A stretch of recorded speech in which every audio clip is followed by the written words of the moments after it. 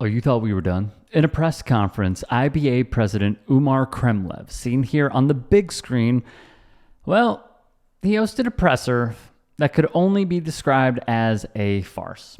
This was after the Imane Khelif story broke, where folks like this great hat propelled the conspiracy, where even the Boston Globe got in on it, that Khelif is trans. She is not. It did not help that her competitor, Italy's Angela Carini, quit after 46 seconds and claimed she had never been hit that hard before, when in actuality, she had been hit that hard before, via a knockout. In addition, Khelif is no power puncher, possessing 5 KOs in 46 fights. However, folks like Khelif, who is closely aligned with Vladimir Putin, served in the Russian army as a former boxer, made a killing in construction and security, also acquainted and has, reportedly via the Journal, direct affiliation with a far-right biker gang. That'd be funny, a biker gang who would go out of their way to quell anti-Putin sentiments. Well, he heads the IBA, which some reports said may have been a Putin suggestion. As we discussed in a previous piece, Khelif was DQ'd from the IBA's event in New Delhi in the year 2023 because she reportedly failed to meet eligibility requirements. The IBA still not will release those results to this day. From Dan Wolken of USA Today, we don't know what kind of tests those were, what they were testing for, or which organization oversaw the lab work. Kind of big questions. The fallout with the International Olympic Committee, or IOC, goes back to 2019 after the IOC stripped the IBA of its Olympic status amid concerns about its integrity, finances, and governance.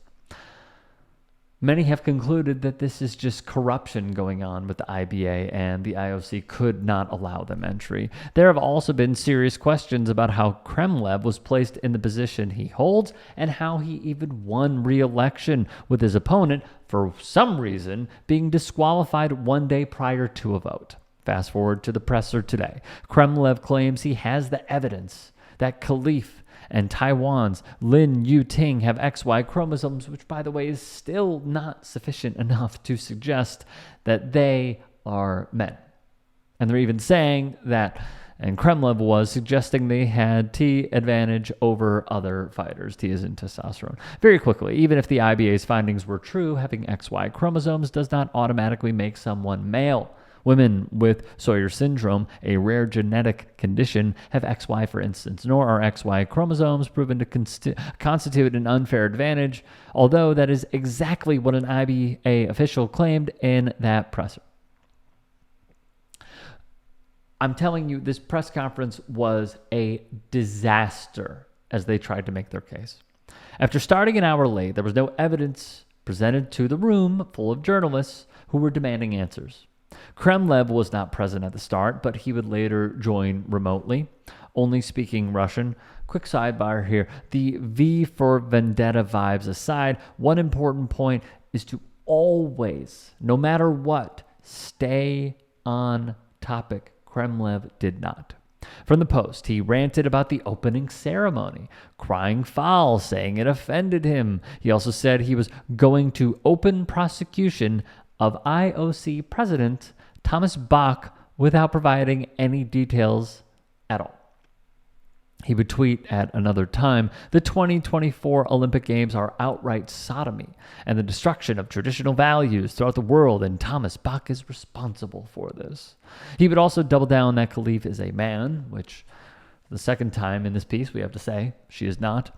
Journalist Duncan Mackey, who was at the presser, called it a, quote, car crash in a tweet. What's notable is this from PBS.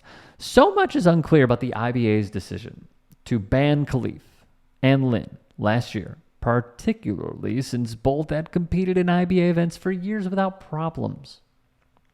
It's even possible the decision was actually made according to the results of legitimate tests conducted over 2 years, as the IBA says. But the IBA has refused to officially say what, when, or where these tests were administered, who evaluated them, or what the results meant.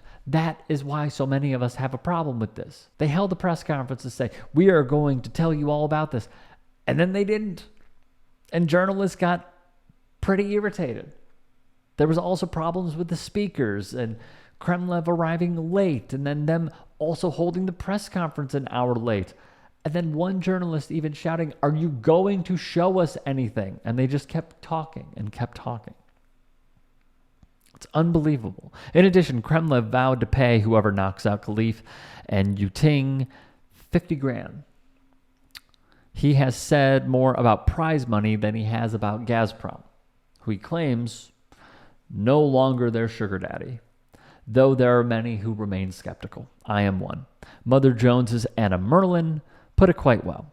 The Khelif affair captures English-speaking transphobes with rigid ideas about the nature of womanhood, picking up on a politically motivated campaign from a discredited organization at open war with the IOC. That is so well put.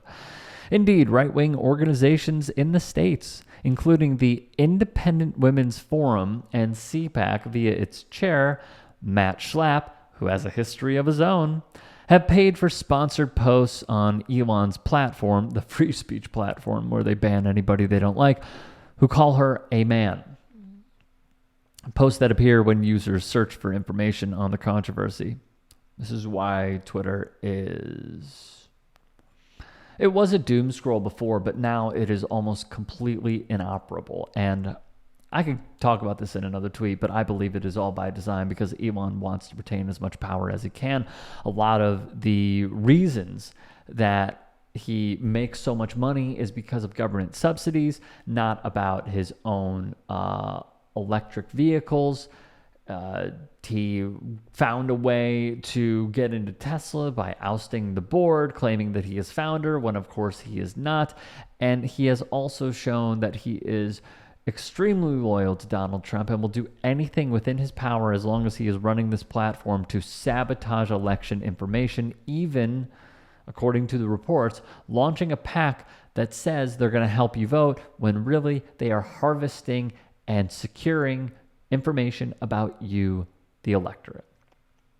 Back to Mother Jones. While the modern Olympics have often been a political tool suffused with nationalist grudges and rivalries, this incident operated on both a grand scale and a frighteningly intimate one, with individual women placed under scrutiny clearly meant to humiliate. That's seemingly just what Kremlin wanted when, in an interview with Chinese state media in the run-up to the Games, he spoke about sports as an avenue to promote traditional family values, and offered warm words about their ability to unite mankind. Just a quick thought here. You're doing none of this. None. I also remember Republicans in the 2020 election and prior to and after talking about a phrase that is akin to traditional family values, and it is the nuclear family. How many times did we have to hear Georgia's Kelly Loeffler say the nuclear family?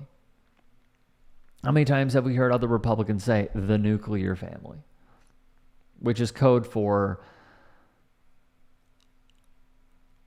I'm trying to be kind when I say this. A ultra-nationalist Christian movement that believes it is only a man and a woman, when it isn't.